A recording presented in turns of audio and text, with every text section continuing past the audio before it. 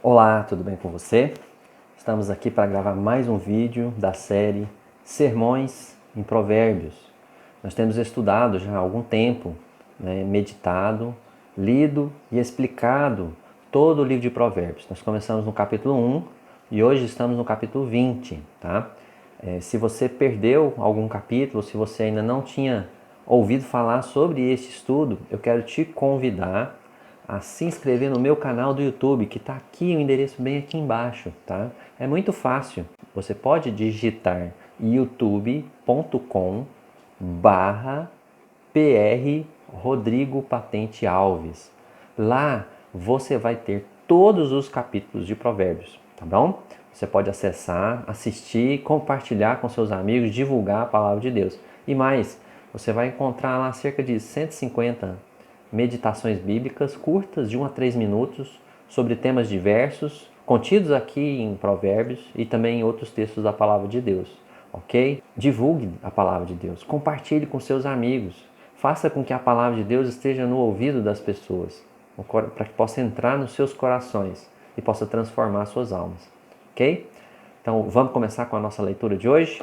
Então, se você tem uma Bíblia, acompanha comigo, Provérbios capítulo 20. Diz assim a palavra de Deus: o vinho é zombador, e a bebida forte causa alvoroço. Todo aquele que é vencido por eles não é sábio. A fúria do rei é como o rugido do leão. Quem o provoca, peca contra a própria vida. É uma honra para alguém ficar longe de conflitos, mas os insensatos envolvem-se neles. O preguiçoso não ara as terras, porque é inverno. Por isso, no tempo da colheita, procura e não encontra nada. Os propósitos do coração humano são como águas profundas, mas quem é inteligente sabe como trazê-los à tona. Muitos proclamam sua própria bondade, mas alguém que é digno de confiança, quem o achará? O justo anda na sua integridade. Felizes são os seus filhos depois dele. Quando o rei se assenta no trono para julgar, com os seus olhos dispersa todo o mal. Quem pode dizer: purifiquei meu coração, estou limpo do meu pecado? O Senhor detesta o uso de 2 pesos e 2 medidas. Ele detesta tanto uma coisa quanto a outra. Até a criança se dá a conhecer pelas suas ações, se o que faz é puro e reto. O ouvido que ouve e o olho que vê, o Senhor os fez tanto um como o outro. Não ame o sono, para que você não empobreça. Abra os olhos e você terá pão de sobra. Não presta, não vale tanto, diz o comprador. Mas quando vai embora, então se gaba do negócio que fez. Há ouro e abundância de pérolas, mas palavras que transmitem conhecimento são joia preciosa. Que se tome a roupa daquele que fica por fiador de um estranho, que ele sirva de penhor, que ela sirva de penhor quando ele se compromete por estrangeiros. O pão que se ganha com fraude pode ser gostoso, mas depois a boca se encherá de areia. Os planos são estabelecidos mediante os conselhos. Faça a guerra com prudência. O mexeriqueiro revela os segredos, portanto não se meta com quem fala demais. Se alguém amaldiçoa o seu pai ou a sua mãe, a sua lâmpada se apagará na mais densa escuridão. A posse antecipada de uma herança, no fim, não será abençoada. Não diga: vou me vingar do mal. Espere no Senhor e Ele o livrará. O Senhor detesta o uso de 2 pesos, e uma balança desonesta não é boa. Os passos de cada pessoa são dirigidos pelo Senhor. Como poderá alguém entender o seu próprio caminho? É uma armadilha dizer precipitadamente: isto é santo, e só refletir depois de fazer o voto. O rei sábio peneira os maus e faz passar sobre eles a roda. O espírito do ser humano é a lâmpada do Senhor, a qual examina o mais profundo do seu ser. Bondade e fidelidade preservam o rei. É com bondade que ele sustém o seu trono. A glória dos jovens é a sua força, e a beleza dos velhos são seus cabelos brancos. Os vergões das feridas purificam do mal, e os açoites limpam o mais íntimo do corpo. O capítulo de hoje aborda vários temas, vários assuntos. Eu dividi os assuntos por blocos, ok? Eu dividi os assuntos por blocos de forma que a gente possa somar vários versículos para entender o que esses versículos têm a nos dizer, qual o assunto central desses versículos, tá bem? O primeiro bloco é contido apenas de um versículo, que é o versículo 1, que diz que o vinho é zombador e a bebida forte causa alvoroço. Todo aquele que é vencido por eles não é sábio. Portanto, meus queridos, esse verso está falando da tolice da embriaguez. O vinho e a bebida forte. Alguns teólogos divergem, sobre o significado dessas palavras. Alguns tentam interpretar o que significa o vinho ou o que significa a bebida forte e tentam construir uma teologia em cima de cada palavra. Mas se você prestar bastante atenção, o autor aqui ele não está preocupado com isso. Ele diz: o vinho é zombador. Significa o quê? Significa que uma pessoa que se embebeda, uma pessoa que se deixa vencer pelo vinho, é uma pessoa sem limites, é uma pessoa sem respeito. Ela se torna assim, uma pessoa que zomba, que critica, que escarnece de outras pessoas. Porque o vinho transforma o comportamento dessa pessoa. Tão quanto a bebida forte. Diz o segundo verso, e a bebida forte causa alvoroço. A segunda linha, A bebida forte causa alvoroço. Isso significa que a bebida forte produz brigas. Uma pessoa que se deixa vencer pelo vinho ou que se deixa vencer pela bebida forte tem problemas. É uma pessoa tola, é uma pessoa insensata, é uma pessoa sem limites, é uma pessoa sem respeito, é uma pessoa que vive em brigas, vive em discussões. Portanto, o autor aqui não está preocupado em fazer diferença entre uma palavra e outra. Muito pelo contrário, a conclusão na terceira parte desse versículo é: todo aquele que é vencido por eles não é sábio. Então, o que o autor tem a nos dizer aqui, meus queridos? Ele tem a nos dizer que a embriaguez é uma tolice, a embriaguez é uma insensatez, é uma loucura. Você precisa fugir da embriaguez. Nós precisamos fugir dessa situação, mesmo que a Bíblia, meu querido, não proíba o uso do álcool, não é sábio deixar-se dominar por ele. Não importa se é o vinho ou se é a bebida forte, não é sábio ser dominado por ele, é uma tolice.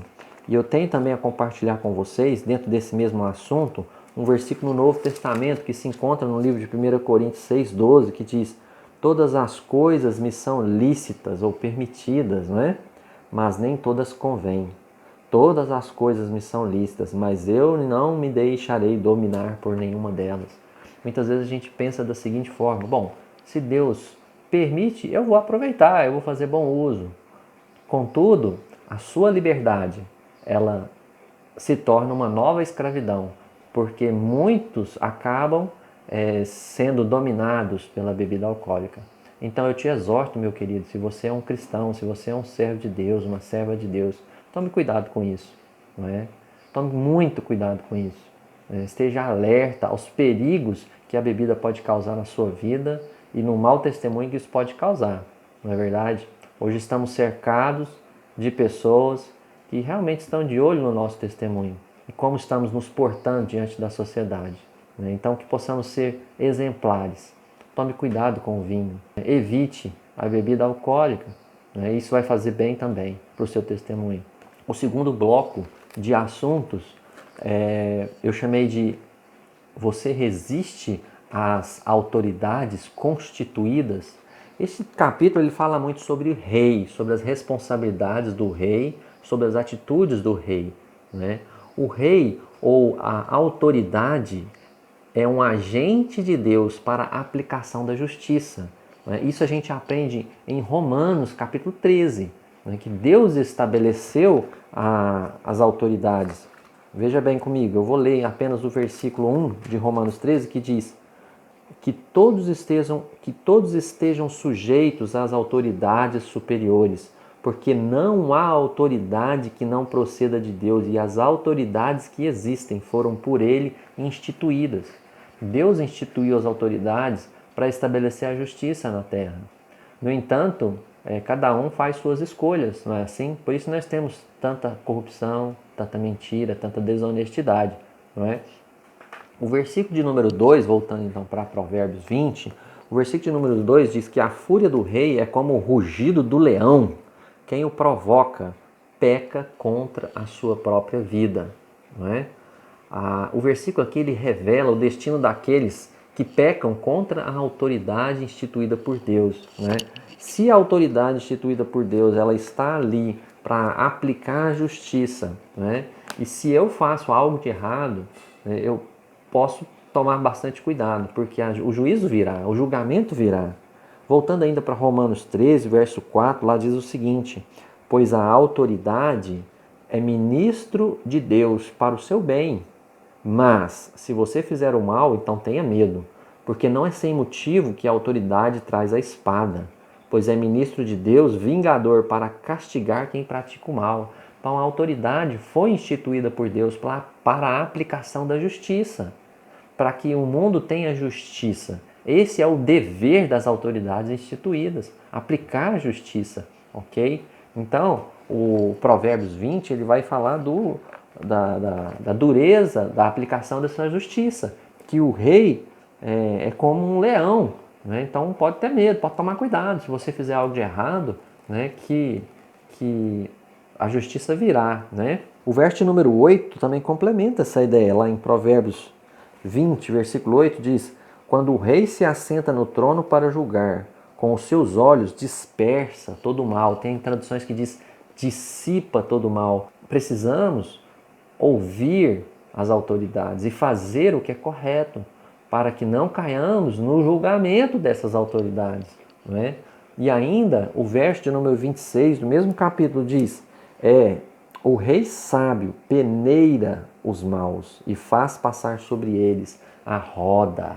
Algumas traduções diz joeira, né? Então, aqui fala sobre o castigo, né? Que o juízo real, o juízo do rei, ele é exemplar e ele produz temor nas pessoas. Eu quero chamar você para uma reflexão. Você compreende que Deus instituiu as autoridades? Parece loucura isso, né?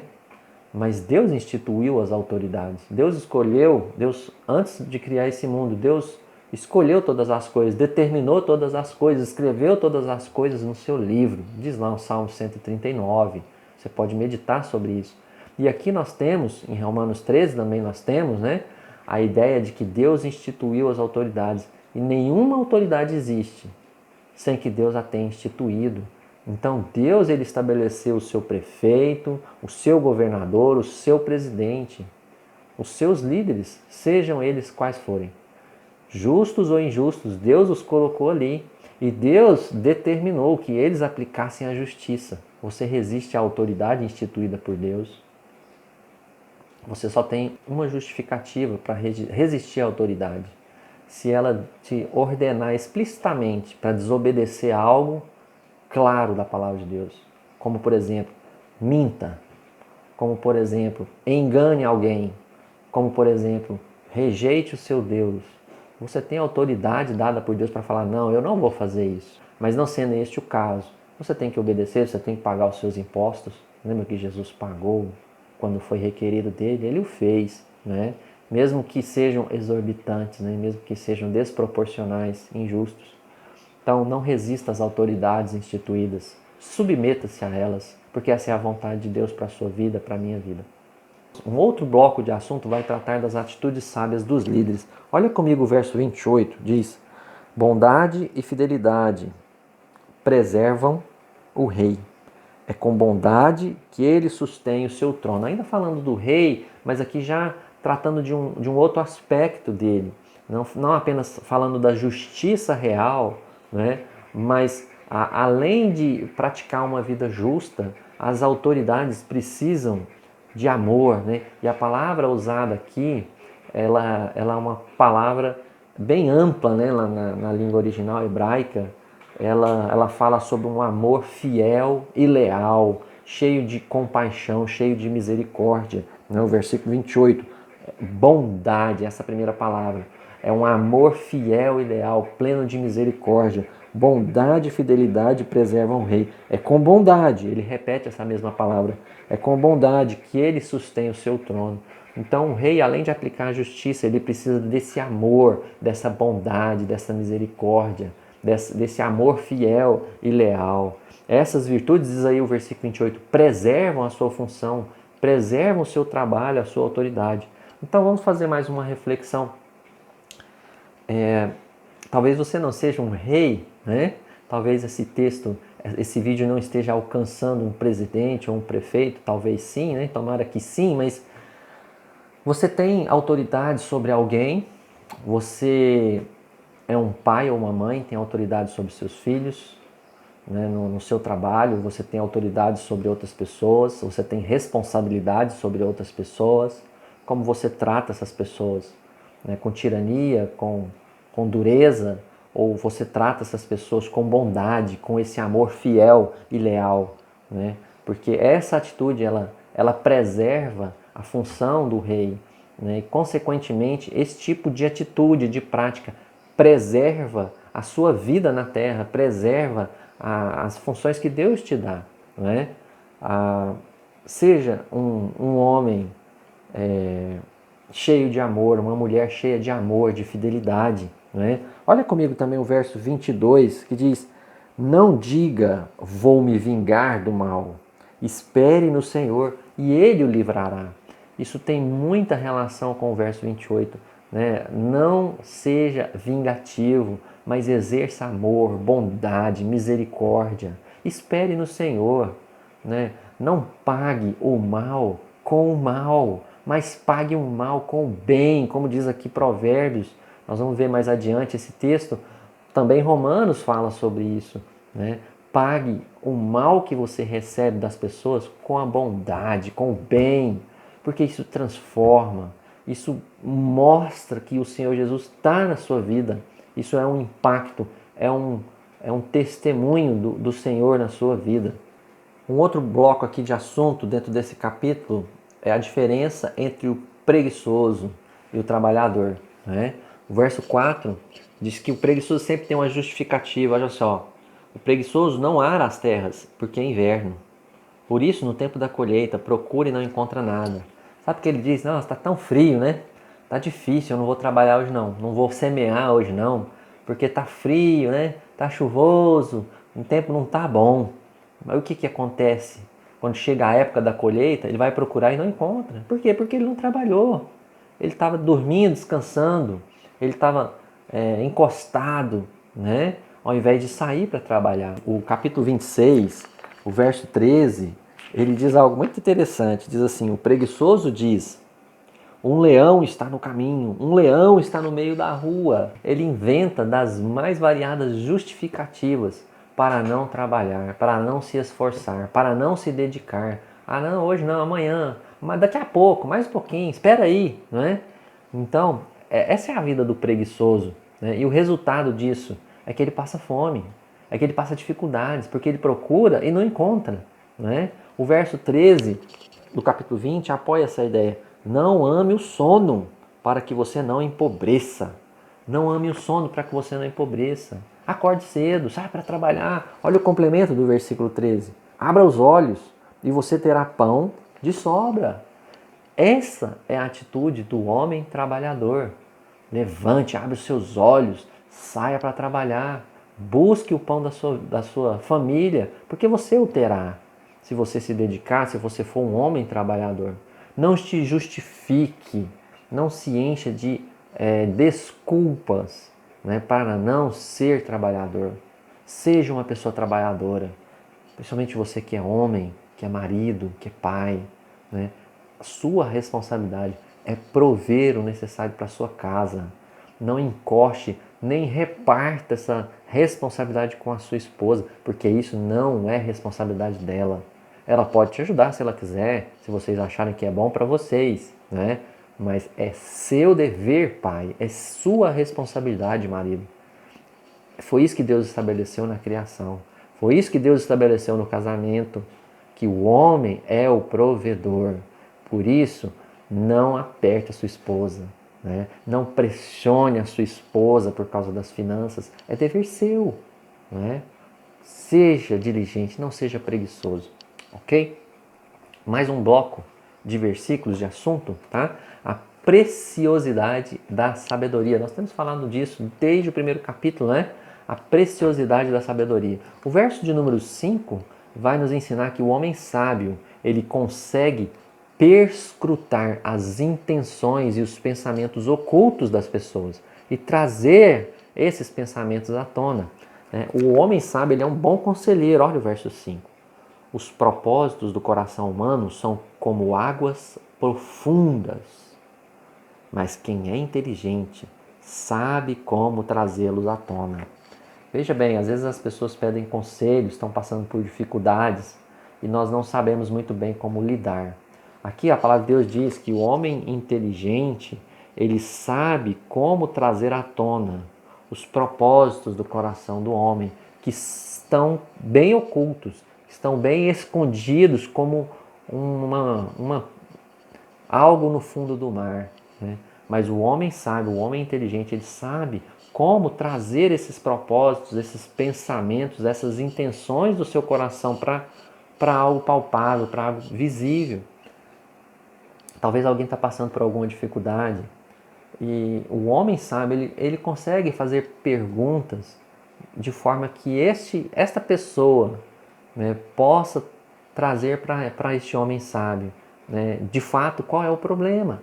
Ele sabe perscrutar, ele sabe investigar com cuidado, com tato e ajudar as pessoas. Como nós precisamos de pessoas assim na igreja do Senhor Jesus. Pessoas sábias. Precisamos de bons conselheiros, pessoas que ajudam outras pessoas a entender a crise pela qual ela está passando e ajudá-la nesta crise. Eu quero te desafiar, busque essa sabedoria do Senhor. Busque de Deus essa capacidade de ajudar pessoas, de orientar, de investigar. A igreja precisa muito disso, de bons conselheiros. Tá bem? O verso 18 vai continuar tratando desse assunto. Diz assim: os planos são estabelecidos mediante os conselhos. Faça a guerra com prudência. Bons conselhos têm um grande valor, a ser prudente também. Então, bons conselhos levam as pessoas a prosperar, a avançar, a progredir em sua vida. No entanto, conselhos ruins ou a falta dos conselhos levam as pessoas ao fracasso. Veja comigo, capítulo 11, verso 14 diz assim: não havendo direção sábia, o povo fracassa, o povo cai. Mas com muitos conselheiros, a segurança. Você procura conselhos para a sua vida, nas decisões que você precisa tomar, nas decisões importantes, nas decisões difíceis, ou você toma a decisão por si próprio, sem consultar ninguém?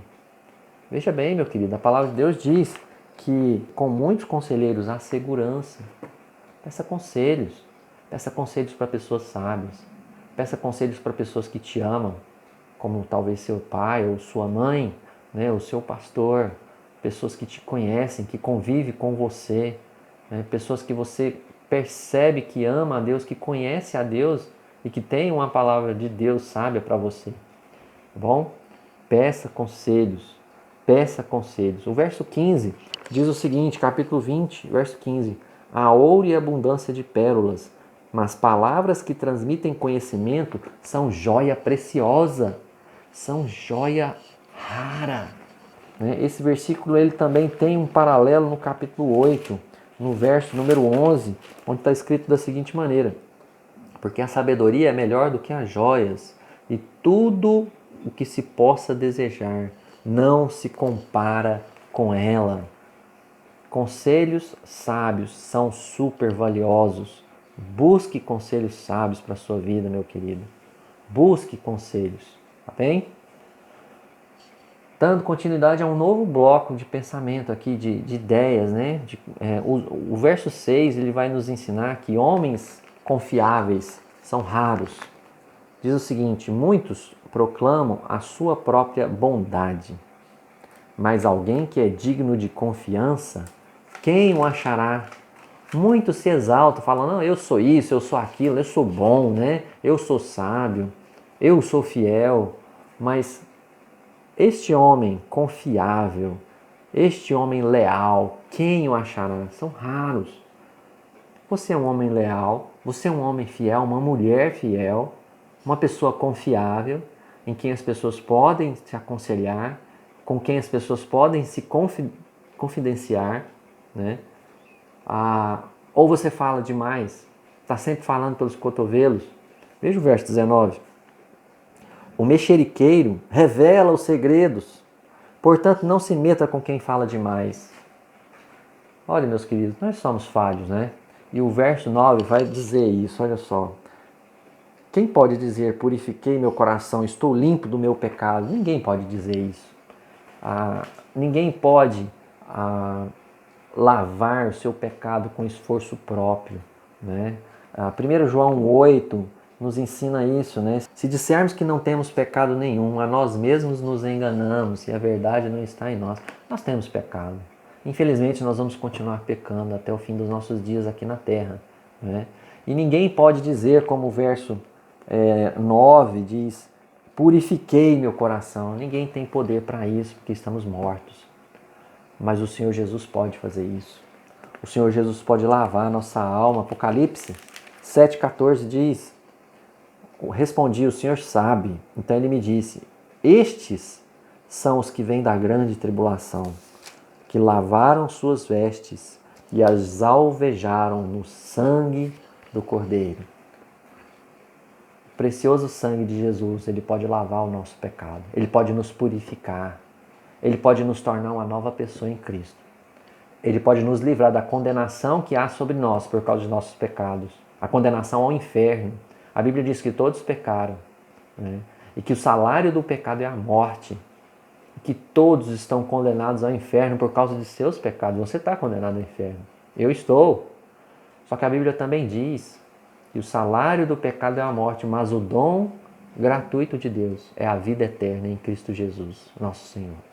Jesus pagou a dívida de todo aquele que deposita a sua confiança nele.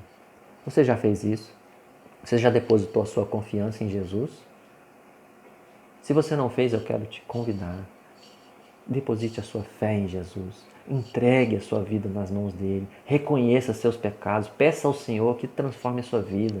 Peça ao Senhor que lave a sua vida de todo o pecado, de toda maldade, de toda mentira, de todo o ódio, de toda inveja, né? De todo palavrão, de toda vergonha.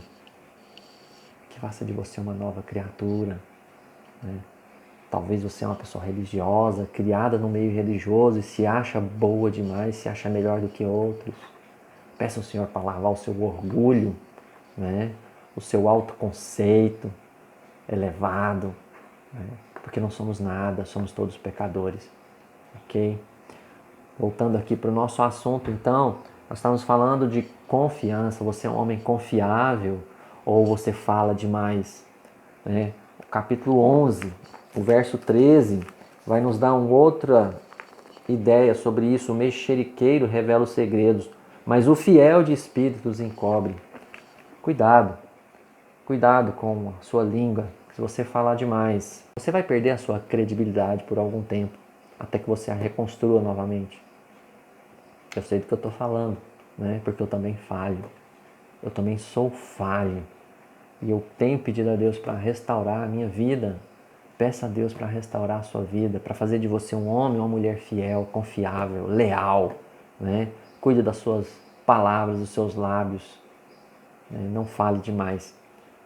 Passamos então para um outro bloco de assuntos aqui, a integridade e a rebeldia no lar. O verso número 7 vai nos ensinar que pais íntegros são bênção na vida de seus filhos, não é? A melhor herança que você pode deixar para os seus filhos é uma vida íntegra.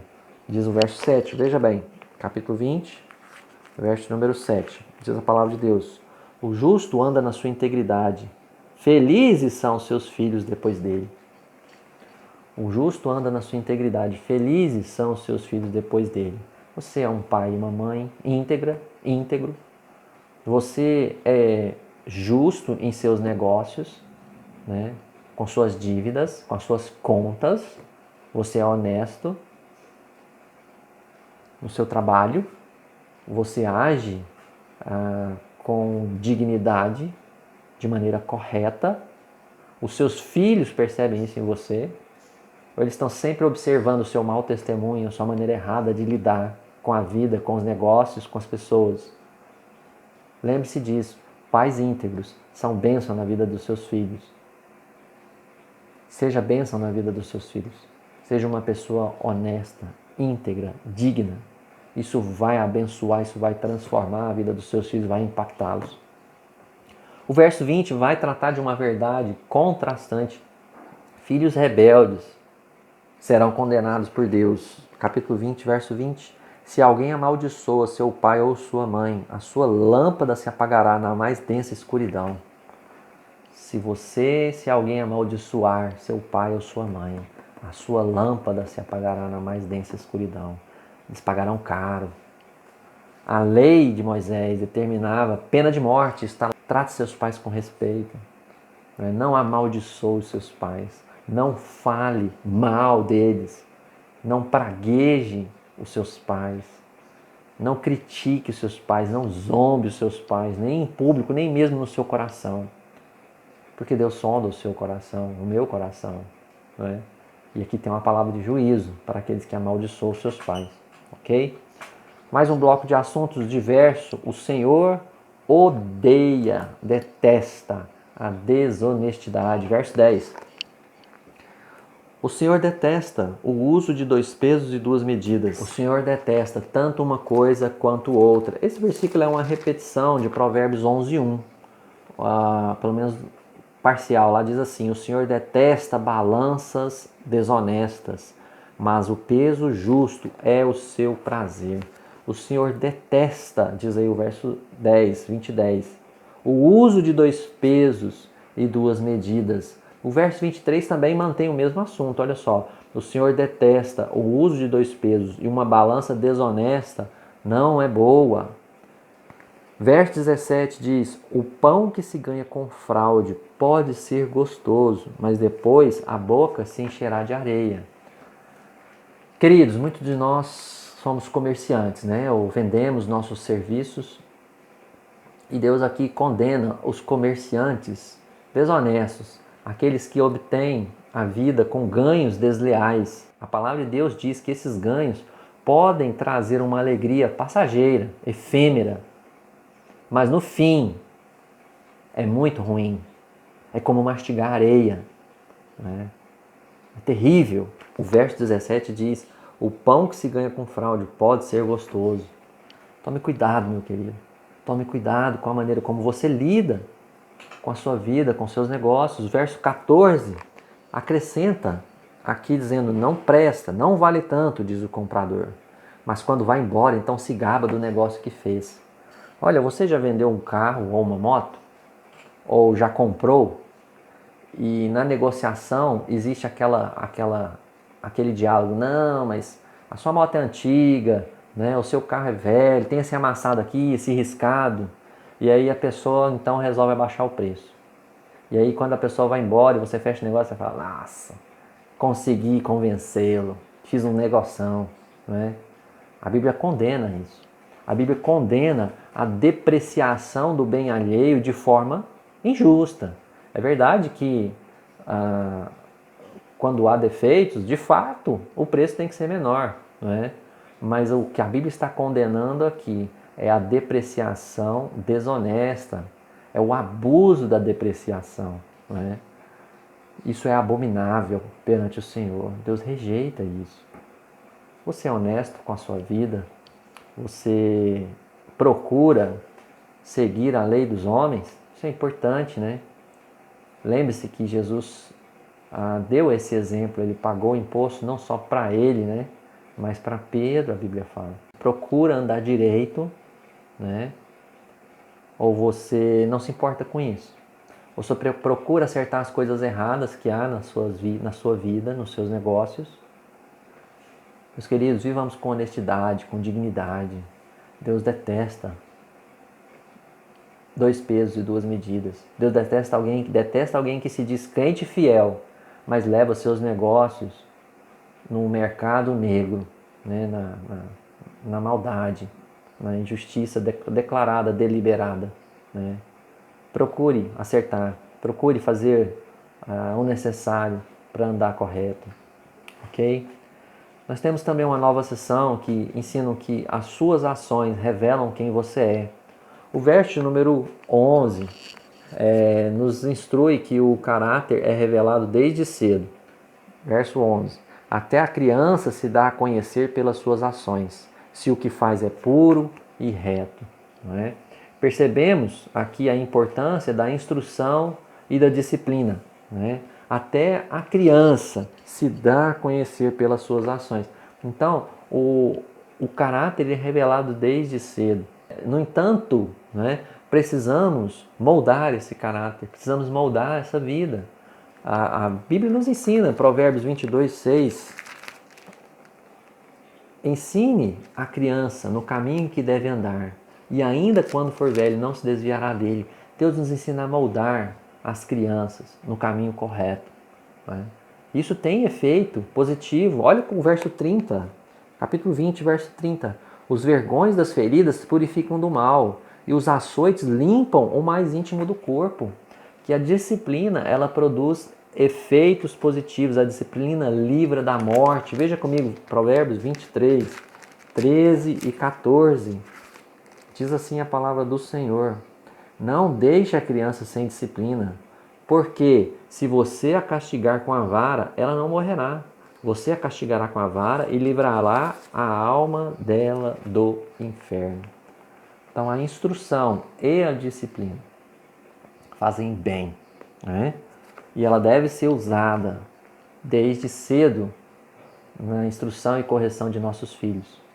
Então, se você tem filhos, instrua-os no caminho do Senhor, ensine, sente com eles, leia a palavra de Deus, né? Explique a palavra de Deus, se divirta através da palavra de Deus com eles, corrija-os mostrando na palavra de Deus.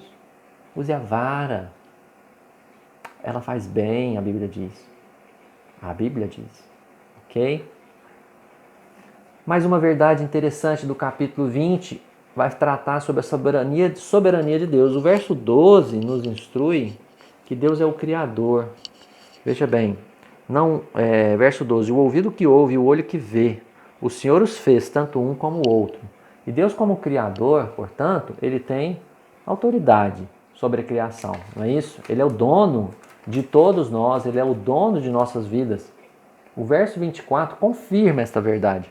Diz o texto: os passos de cada pessoa são dirigidos pelo Senhor. Como poderá alguém entender o seu próprio caminho? Os passos de cada pessoa, de todas as pessoas, são dirigidos pelo Senhor. Deus é soberano, meu querido. Creia nisso. Você não tem livre-arbítrio, né? Você não tem livre-arbítrio, porque nós somos pecadores. Nós somos influenciados pelo pecado que há em nós. Certo? E a Bíblia diz que Deus é soberano, que Ele guia os nossos passos. Capítulo 16, verso 9, confirma isso aqui que eu acabei de dizer. O coração do ser humano traça o seu caminho, mas o Senhor lhe dirige os passos. Eu não estou dizendo que você não faz escolhas. Nós fazemos escolhas. Nós temos a nossa responsabilidade a cumprir, né? Mas Deus, de uma maneira que a gente não compreende, Ele fez com que essas duas verdades caminhassem juntas. A soberania e a predeterminação de Deus sobre todas as coisas. E a nossa responsabilidade de tomar decisões corretas e fazer boas escolhas. Essas duas verdades andam juntas, paralelas, não é?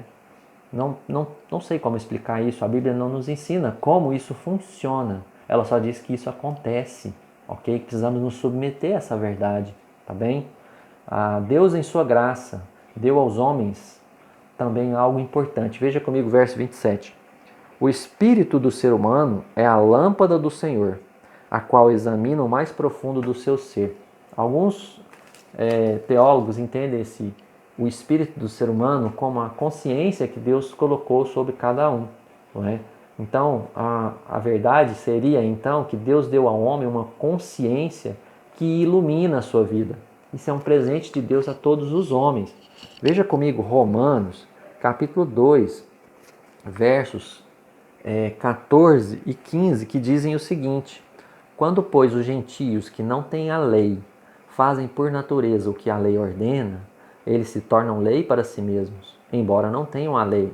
Estes mostram a obra da lei gravada no seu coração, o que é confirmado pela consciência deles, pelos seus pensamentos conflitantes, que às vezes os acusam e às vezes os defendem. Então, Deus realmente nos deu uma consciência aqui, Romanos fala isso, né? E o que está dizendo ali em Provérbios 20, 27, parece realmente confirmar o que diz aqui em Romanos 2, que Deus concedeu ao homem algo, não é? Que nos ajuda, que nos ilumina, que nos orienta, não é? Vamos falar agora sobre os votos precipitados. Provérbios 20, 25 diz: é uma armadilha dizer precipitadamente, isto é santo, e só refletir depois de fazer o voto. É perigoso, é um laço, né?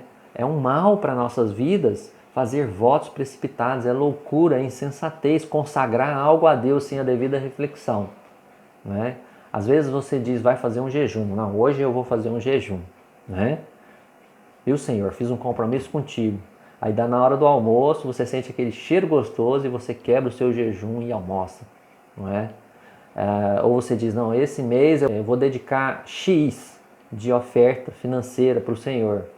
E aí quando vem o dinheiro, você gasta o dinheiro e não faz aquele compromisso, né? Ou quando simplesmente você diz, Deus, eu vou viver para a sua glória.